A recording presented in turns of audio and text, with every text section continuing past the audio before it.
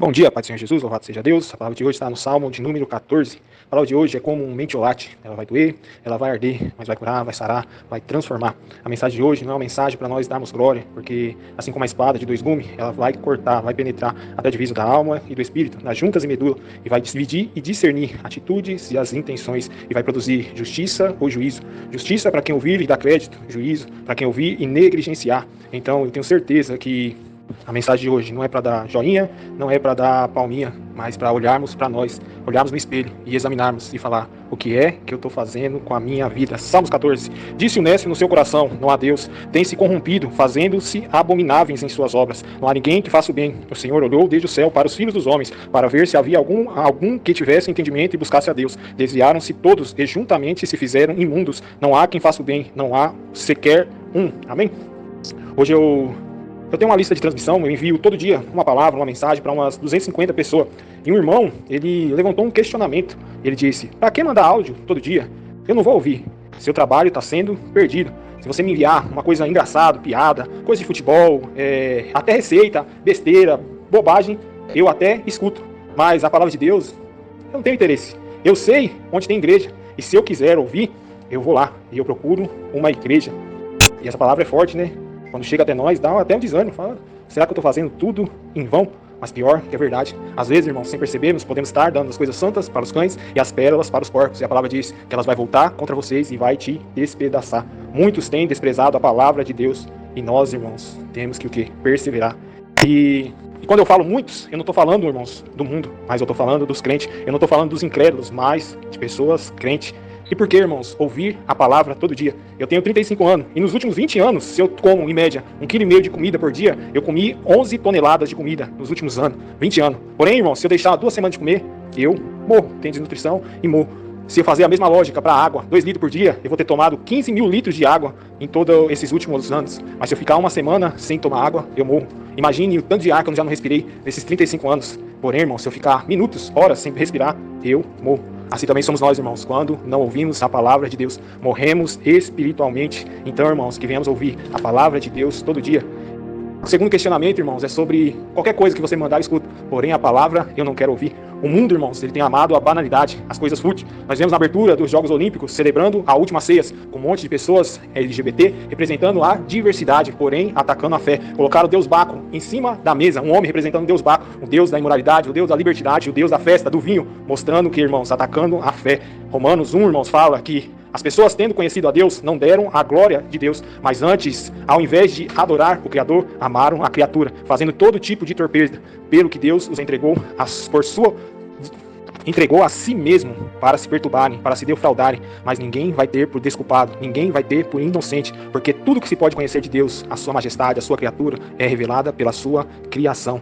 Nós vemos, irmãos, a nossa juventude se perdendo e olhando e falando, para que salvação? Para que Jesus? Para que igreja? Isso tudo é coisa de velho. Eu tenho que curtir a minha vida, eu tenho que aproveitar a minha vida. Falando, irmãos, sobre a pluralidade, sobre o relativismo, sobre a adversidade, sobre tudo, irmãos. Porém, irmãos, se pela lógica deles, se o evangelho é coisa de velho, salvação é coisa de velho, igreja é coisa de velho, Jesus é coisa de velho, o contrário, então, é coisa de jovem. Então, o inferno é dos jovens. E como é que é ser cidadão do inferno para a nossa juventude? Como é saber que a juventude vai passar a eternidade no inferno? Como é ser um cidadão do inferno?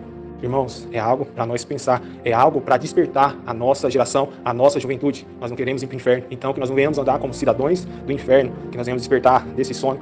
E a última questão é, eu sei onde tem uma igreja. Se eu quiser ouvir a palavra de Deus, eu sei aonde buscar. E é verdade, João 5, a Bíblia fala que Jesus multiplicou os pães. No outro dia de manhã, ele saiu cedo. E quando as pessoas foram buscar Jesus, não acharam, pegaram seus barcos e foram para outra margem procurando o Senhor Jesus. E quando chegou no Senhor Jesus, falaram, eu estava procurando você, onde é que você estava? O Senhor Jesus falou, vocês não estavam me procurando por quem eu sou. Vocês estavam procurando porque eu dei pão para vocês. Então Jesus estava falando, vocês são interesseiros. Quando querem, me busca, mas não me busca do jeito certo.